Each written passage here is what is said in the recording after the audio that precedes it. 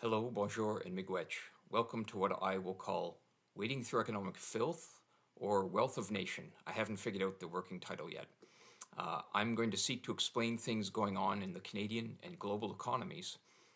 I'm Greg Quinn. I've spent the last 2 decades as a business reporter in Ottawa. I have a master's degree in economics and another in journalism. I'm trying to merge those skills into this evolving world of media technology at a time of rising disinformation. I also hope to be a little bit entertaining for the economics world. I wrote a book, which you could see over my shoulder, about the work of Canada's central bank over the last few decades. Inflation and affordability have dominated politics and society recently. The Bank of Canada is a big part of the picture when it comes to those topics. Which brings me to 2026. Later this year, the bank will set a new agreement with the federal government on how it will seek to control inflation over the next 5 years. Now's your chance to think about how this will affect you. But before we get into this year, just a slight detour into history. The Bank of Canada was the first G7 country to adopt a numerical inflation target, behind only New Zealand. This was done in the bad times of the early 1990s. That was when foreign investors were hesitant to fund our large deficits. The economy was in a deep recession, and the government was afraid that its new 7% GST, the federal sales tax, would not just weaken sentiment further, but it would risk boosting inflation. So the Bank of Canada brought in inflation targets. They worked, and they worked fast. Not long after that, the target was brought down from kind of a fuzzy zone to somewhere around 2%. There was some debate about setting it even lower, but if you think about a world where we all like to see our paychecks rise each year, putting inflation around zero might imply that in most years your salary would not rise. Or even imagine a year where your employer came and said, prices are so low this year, we're going to cut your paycheck. That's not a very popular sentiment. So that history brought in, let's come back to this year. After 3 decades of targeting inflation at 2%, the bank has finally decided to stick with that as a guidepost. That frees up time to focus on other issues related to inflation. Now, first, I'd have to say, after the recent bout of high inflation, its credibility may have suffered. And so that brought a debate about whether, perhaps you should accept that inflation is going to be higher and raise a target, or some people maybe might have thought if you lower the target, it will restore the bank's credibility. I would suggest, and this is maybe what the bank has come to, is that changing the target after a period where you weren't making it is not the best recipe for true credibility. More importantly, you can look back, and most experts agree that the system worked as well as it could have in difficult circumstances.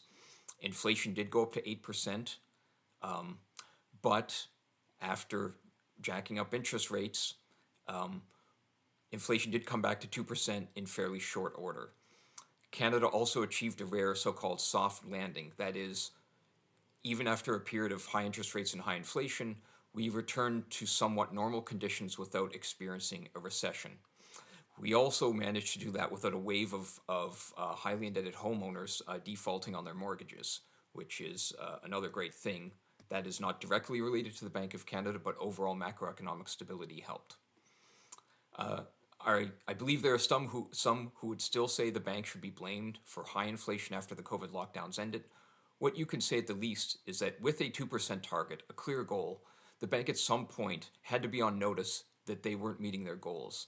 In past eras, like the 1970s, it took much longer to realize the problem, and it was much more difficult to bring down. I would also go back to the experience I referenced earlier.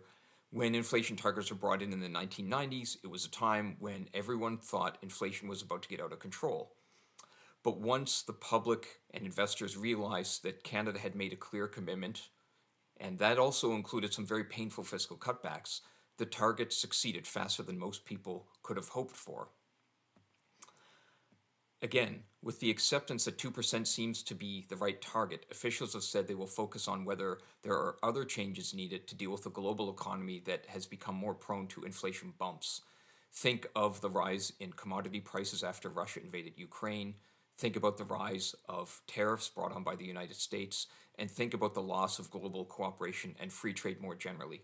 All of the advantages and cost reductions from cooperation seem to be in question now. And even if we get more resilient and secure supply chains, that does come at some cost in terms of prices. Another long-term idea here economists have thought about is we really seem to benefit from a long era where prices were pushed down by factors like the rise of global free trade, a more global workforce as China and Eastern Europe were integrated into the global economy. And so now it seems like there may be an era where inflation is more likely to be faster rather than slower. I would also argue, though, that during the so-called low-for-long era of inflation and interest rates, some officials probably regret that even when inflation was a little bit below 2%, they pushed quite hard to get it up to the official target. And that often created accusations that they were feeding asset bubbles, and there were other side effects. Also, look at the property market we have now in Canada and how expensive housing has gotten in other places around the world. If there is a so-called natural rate of inflation or a long-term tendency for inflation in Canada and the world, it may be a little bit dangerous to seek to push things down to precisely 2%. Now, to be fair, the Bank of Canada system is what's called flexible. There's not exactly a rigid timeline for the Bank of Canada to get inflation back in line. They also don't have to go back and fix past misses. So in some ways, we have some insulation against that kind of a danger.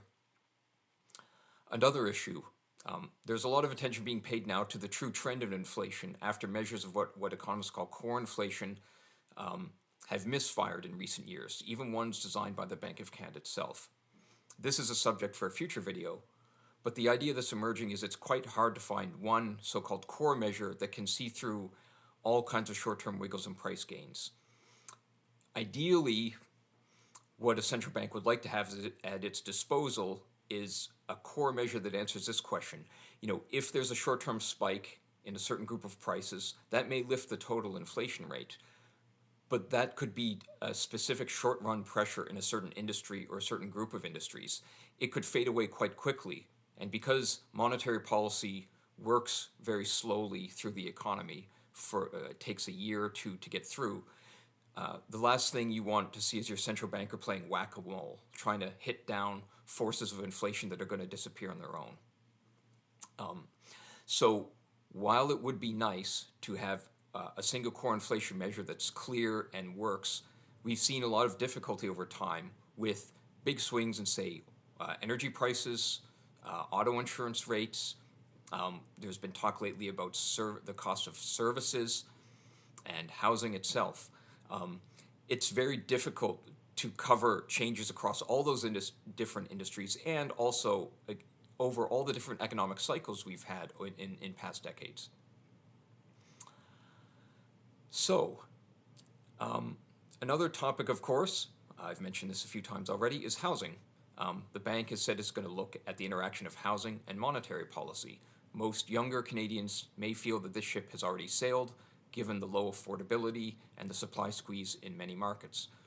Again, you might ask for future reference whether this era of very low interest rates we had for a very long time helped fuel Canada's housing boom, and if there's any lesson for the future. Experts are also wondering about the language that was included in the last review about seeking maximum employment, but only when the inflation goal is firmly in hand. Many economists saw this extra language as a watering down of the inflation mandate, and at some point it creates a little bit of danger around inflation and inflation expectations. The bank has not really laid out clear circumstances under which it will or won't seek higher employment. And to be fair, most of the 5 years that this language has been around has also come alongside, as we've mentioned, high inflation. So the conditions just haven't been there to test to see, can you set looser monetary policy and experiment with how hot the job market can get. To be clear, there is a very significant example of a central bank that does have a dual mandate to seek both stable prices and maximum employment. That is the U.S. Federal Reserve, and those powers are granted by Congress, just as the Bank of Canada's powers are given in cooperation with the government and Parliament. All I can say is most economists believe that there are very difficult trade-offs between inflation and unemployment. And Many believe that if you take your eye off of inflation, you end up destabilize inflation and whatever else you're chasing after. It's also clear that the U.S. is the world's largest economy. The U.S. dollar is the most common currency in use, and that comes with certain privileges and certain heft. The U.S. probably has a lot more latitude than Canada to attempt a dual mandate. Putting all of this together, recent history shows the importance of having a robust and predictable monetary policy system. While there has been success at pulling inflation back from a global surge in Canada, there's also discontent around how long it took, the weaknesses we saw in measuring core inflation, and in some of the frothy markets we've seen in recently and over a longer period, whether it's housing or stock markets or other asset market weaknesses. The Bank of Canada has done what many economists see as a very good job on the whole, and that's in part because it had such a long history of using its standard toolkit, but also because during the COVID slump, it was able to deploy tools that it had been thinking about for years, the use of its balance sheet to give further oomph to the economy during the COVID lockdowns. The use of the balance sheet is still controversial to some, and that is another topic for another video, but it's fair to say the bank had that extra tool ready, and certainly in COVID, we needed some oomph in the economy. So a final thought about this. Again, inflation targeting has been in place for 3 decades now. The bank has stopped debating whether to adjust the 2% target itself. But the Bank of Canada was founded in another crisis during the Great Depression. It was founded in 1934, meaning it's coming up to 100 years of business. I would remind people that the original preamble of the federal legislation is quite broad. It goes far beyond a single inflation measure. Here's what the preamble of the Bank of Canada Act says. Quote, "It is desirable to establish a central bank in Canada to regulate credit and currency in the best interests of the economic life of the nation." I could stop there, but to give the full context, here's the rest of it. To control and protect the external value of the national monetary unit and to mitigate by its influence fluctuations in the general level of production, trade, prices, and employment, so far as may be possible within the scope of monetary action, and generally to promote the economic and financial welfare of Canada. That is obviously a grab bag of almost everything you could hope for in economic life. It's clear lawmakers saw a very broad role for the central bank. They do limit it as saying so far as may be possible within the scope of monetary action.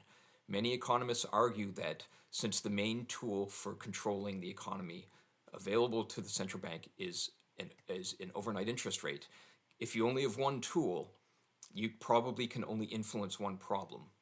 And it is true that when it comes to inflation, interest rates are kind of a clear mapping. If you drew the mathematical equation with all the Greek letters on a blackboard of where inflation comes from, interest rates can play a significant role in that. Whereas if you look at the job market, interest rates may play a role, and they do play some role, but there are also other factors that are far outside the scope of monetary policy, whether it's social attitudes towards women in the workforce, whether it's immigration policy, education policy, global competition.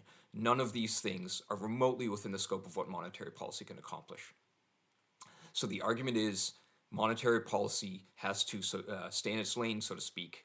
If you attempt to tackle some other goal, again, you take your eye off inflation, and then that gets out of control. But what I would say is the Bank of Canada constantly tells us that they have inflation under control. That is what their job is. In an era of disinformation and arguably low public education about the economy, should Canadians expect more from the legion of PhD economists at the central bank that they're paying for? Could the Bank of Canada example build on the success of its speech by its senior deputy, Carolyn Rogers, about breaking the glass to combat our historically weak productivity? You can make accusations that the Bank of Canada will lurch into politics. Yes, something like talking about the economics of climate change gets into a fuzzy political zone. On the other hand, watch any parliamentary hearing with the Bank of Canada governor, and it's the MPs and senators themselves who are constantly seeking the bank's views on their partisan talking points. So we are, in some ways, already in that world. So you could think about whether it would be beneficial to the Canadian public to have the Bank of Canada talking about more of this economic and financial welfare of Canada that was put in law almost a century ago. So, to go back to this narrow inflation targeting agreement that is due for renewal late this year, are there ways of controlling inflation better that could get agreement from the Bank of Canada and the government? These are questions we will see the answers to later this year. The impacts on the cost of living will be felt for quite a while. Before I close, rather than to tell you to read my book, I want to recommend a book I found useful. Here is The Worldly Philosophers by Robert Heilbroner. It's written for a general audience and is a good overview of some of the biggest philosophies that shape modern economics. So my next few videos will touch on some of the other ideas from my own book. That will include the future of central banking more generally and central bank independence, which you may have seen in the news lately. Hope to see you around. Thank you very much.